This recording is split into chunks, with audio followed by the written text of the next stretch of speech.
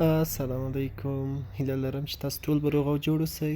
په دې ویډیو کې غواړم چې تاسو ته وښیم چې څنګه کولی شو موږ یو پوسټ کوو. هغه پوسټ خلک غواړي چې خپله هیسټوري یې کړي، یعنې زموږ پوسټ هیسټوري کې شیر کړي، د هیسټوري په ډول باندې شیر کړي، خو هغه دوی نشي کولی چې شیر کړي.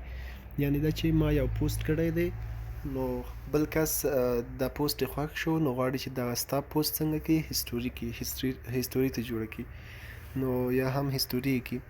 نو هغه هیسټوري کولی نشي. د هغوی لپاره څنګه کولی شي چې هغه بیرته آن کړو، تر څو موږ چې پوسټ کړی هغه خوښ شوی دی، غواړي چې هغه هیسټوري کړي، نو هغه به کولی شي هیسټوري کړي. د دې لپاره به تاسې خپل فیسبوک ته لاړ شئ او دغه 3 لاین باندې به کلیک کوئ. وروسته له هغې نه به تاسو سیټینګ اند پرایوسي ته راشئ. وروسته له هغې نه به تاسو سیټینګس باندې کلیک کوئ.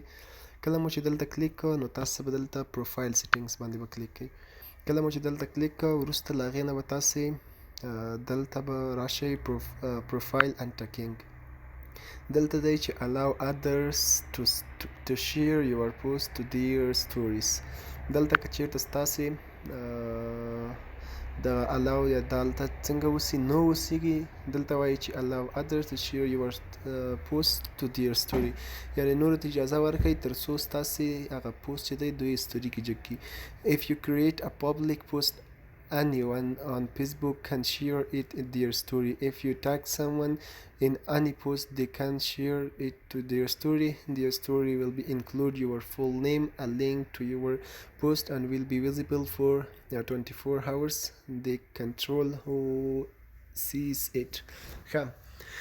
دا وایي که چیرته تاسې دلته د یس کلیک کوئ، نو دلته څنګه اوسي، نو ستاسې هغه پوسټ چې تاسې کړی دی، یعنې تاسې پوسټ دوی څنګه کړي، خپله هیسټوري به ترې جوړه کړي.